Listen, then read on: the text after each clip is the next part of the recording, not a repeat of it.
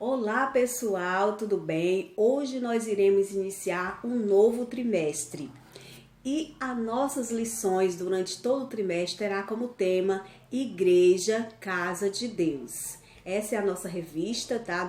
Desse segundo trimestre e hoje a tia Val vai falar um pouquinho da nossa primeira lição, que tem como tema um lugar de comunhão. Qual será esse lugar de comunhão? Vamos falar um pouco hoje. O nosso versículo para memorizarmos está lá em Salmos 133, primeiro versículo. Você pode abrir a sua Bíblia aí para conferir com a tia Val, tá? Que diz assim: ó, quão bom e quão suave é que os irmãos vivam em união. Está lá em Salmos 133. Aqui eu tenho um versículo, eu tenho um visual, muda um pouco as palavras, mas é o mesmo conteúdo, a mesma lição, tá bom? Diz assim: como é bom e agradável que o povo de Deus viva unido como se todos fossem irmãos. Salmos 133, versículo 1. Então, Davi, quando ele escreveu essas palavras, esse salmo, ele nos admoestou, ele nos estava ensinando que os irmãos, seria muito bom e muito agradável que os irmãos vivam em união, como se fossem irmãos de sangue, que possamos viver essa união como se nós fôssemos uma só família. Foi isso que Davi quis nos ensinar com esse salmo. Que coisa maravilhosa, né? A nossa lição, o texto base está em Atos, capítulo 2, do 42 até o 47. Você pode estar lendo na sua Bíblia, conferindo com a tia Val. Atos 2, 42 ao 47. Ele nos fala da primeira igreja, gente. A primeira igreja, quando se reuniu, quando Jesus ascendeu ao céu, quando ele subiu ao céu, ele prometeu que enviaria o Espírito Santo. Deus iria enviar o Espírito Santo para estar conosco até a consumação dos séculos. E nessa passagem fala da igreja, como era a primeira igreja, como eles viviam. E veio a descida, esse Espírito Santo que Jesus havia prometido que Deus iria enviar, ele desceu sobre os apóstolos, sobre os discípulos. E ali, a partir daquele revestimento de poder que eles receberam, eles ficaram animados, eles ficaram revestidos e fortalecidos para fazer o ID de Jesus. E qual foi o ID de Jesus? O que ele mandou os discípulos fazer e nós fazermos? Ide por todo mundo e pregai o evangelho a toda criatura. E foi isso exatamente que aqueles discípulos fizeram. Quando eles receberam o Espírito Santo, eles ficaram revestidos, foram fortalecidos a fazer a obra de Deus, ao ID do Senhor. E eu acho muito interessante como era a primeira igreja. A Bíblia diz em Atos que eles tinham tudo em comum. Gente, na igreja antigamente, na primeira igreja, os seus membros, eles não queriam ser melhor que o outro. Eles não queriam ter mais que o outro. Mas todos eram iguais. Se uns tinham necessidade, eles se ajudavam. Eles se fortaleciam. Se um estava caído, eles levantavam. Eles não machucavam mais aquele que estavam caído, mas eles levantavam os que estavam caídos, que estavam tristes eram animados. Aqueles que não tinham mantimentos, eles davam, eles compartilhavam. Que coisa maravilhosa, né? Não existia necessidade no meio dos irmãos. Não existia necessidade no meio do povo de Deus. Porque um ajudava o outro, um não queria ser melhor que o outro, um não queria ter mais que o outro. Que coisa maravilhosa, né? Então eles se ajudavam porque o amor de Deus foi descido juntamente com o Espírito Santo na vida deles. Porque às vezes o nosso eu quer fazer totalmente ao contrário, né, gente? Mas quando o Espírito Santo vem na nossa vida, nós mudamos as nossas atitudes e queremos não ser como nós fazermos aquilo que a gente pensa que a gente quer, mas o que o Espírito Santo quer que ele vem e nos orienta. Nós queremos fazer de uma forma, ele nos ensina de outra forma e nos abençoa e nos orienta a fazermos de uma forma totalmente diferente, às vezes muito contrário do que nós queremos. Então é isso, a igreja, ela vivia em comunhão. O que é comunhão? O que é ter comunhão? É ajudar um ao outro, é estar unido um com o outro, não somente fisicamente, mas em sentimentos. Então eles viviam em comunhão, eles compartilhavam um com o outro, não havia necessidade de entrar à igreja, porque eles eram unidos como se fossem irmãos de sangue. Que coisa maravilhosa, né? Então os discípulos, eles viveram dessa forma e a igreja cada vez mais crescia. Esse é um segredo para o crescimento da igreja, a comunhão, o compartilhar em todos os aspectos, tanto físico como espiritual, como sentimental.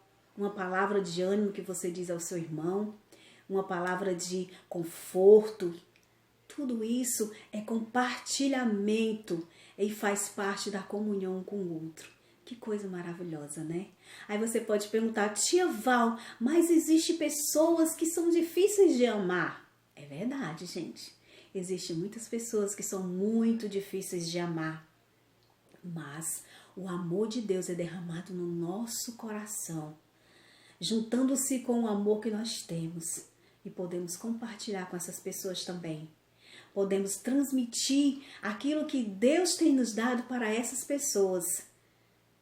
E assim podemos amar a todos igualmente, porque o amor de Deus é derramado no nosso coração e podemos realmente viver em comunhão. Então, aquela primeira igreja vivia em comunhão, no partir do pão. Eles tinham um prazer de compartilhar com o seu irmão. Eles não queriam só para ele, não era uma igreja individualista, mas eles compartilhavam, eles viviam em comunhão. E esse foi um grande segredo para a igreja crescer muito mais. Que coisa maravilhosa, né? Então, Davi, ele nos orientou, oh, quão bom e quão suave, como é bom e agradável que o povo de Deus viva unidos, como se fossem irmãos, que possamos estar unidos, principalmente nesses momentos que estamos passando agora. Aprendemos muito, estamos aprendendo muito com isso. Viver em comunhão, não pensar somente na gente, mas pensar no outro também. Isso nós temos aprendido nesses dias. Eu acredito que não só eu estou aprendendo, mas que você também está aprendendo. E que coisa boa, né? A gente tirarmos alguma coisa de algumas situações que não parecem favoráveis, mas Deus nos dá algum ensinamento e nós aprendemos a ser pessoas melhores. Então é isso, gente. A igreja vive união e é isso que Deus se agrada, que nós vivemos em união, não querendo ser melhor e nem maior que o outro, porque todos somos iguais diante de Deus. Deus fez cada um ser único. Nós temos uma particularidade, cada um Deus fez de uma forma especial, com algo diferente, mas para Ele todos somos iguais. Não existe o maior e nem o melhor. Que Deus possa abençoar a sua vida e que hoje nós possamos aprender a ter comunhão com os nossos irmãos. Que Deus nos abençoe e que em breve possamos dar um abraço bem forte, né? Não só assim de longe, mas um abraço bem forte. Vamos cantar um corinho? Ele diz assim: eu preciso de você, você precisa de mim. Nós precisamos de Cristo até o fim, sem cessar, sem parar, sem vacilar, sem tremer, sem chorar, sem cessar, sem parar, sem vacilar, sem tremer, sem chorar. Eu preciso de você, você precisa de mim. Nós precisamos de Cristo até o fim, sem cessar, sem parar, sem vacilar, sem tremer, sem chorar, sem cessar, sem parar, sem vacilar, sem tremer, sem chorar. Que Deus possa te abençoar. Tchau, até a nossa próxima aula. Paz do Senhor, mais um domingo que nós vamos falar sobre a nossa lição, tá? Nós não estamos na nossa igreja, mas estamos em casa. A nossa lição desse trimestre fala sobre igreja, casa de Deus. A nossa lição é a segunda lição, né? Que fala sobre, uma casa de oração. Um certo dia, criança, Jesus foi para o templo. E quando chegou lá no templo, criança, ele viu muita gente, assim, muito cambista, vendendo pombo, vendendo rebanhos, vendendo várias coisas, criança. E isso entristeceu Jesus, porque Jesus, a casa de oração, o templo lá estava cheio de gente, mas não era para adorar a Deus, não era para orar a Deus, era só crianças para vender, para ganhar dinheiro, né, criança? E isso ficou muito feio para Jesus, né? Jesus não gostou disso, Jesus se entristeceu, criança, com isso. Jesus pegou lá, o cipó e começou a bater neles, dizendo, a casa de Deus é casa de oração, não pode fazer isso. E os cambistas ficaram com raiva de Jesus, mas Jesus fez assim mesmo, viu? Porque a casa do Senhor é casa de oração. Ele disse, a minha casa será chamada casa de oração, que está escrito em Mateus 21:13. Crianças, será que nós estamos fazendo a casa do Senhor casa de oração? Vamos dar uma retrospectiva um pouquinho? Será que todo domingo nós estamos fazendo a casa de Deus de oração? Será? Porque muitas vezes, né, criança? Muitas vezes nós fazemos tanta coisa, né? Vamos meditar, né? A casa de Deus é casa de oração, tá? Muitas vezes nós não fazemos, né? A gente vê tanta gente também, fazendo coisas que desagrada a Deus, né? Fazendo também comércio, gente.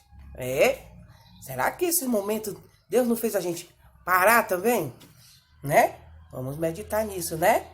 Que Jesus disse que a casa dele é lugar de adoração, lugar onde nós vamos falar com Deus, falar com o Papai do céu, porque ele precisa da gente, criança, lá na casa dele, todos reunidos para falar com ele, orar com ele, tá, crianças? Mais um domingo, mais uma aulazinha para vocês e um beijo da tia Raquel. Beijos, crianças. Paz do Senhor.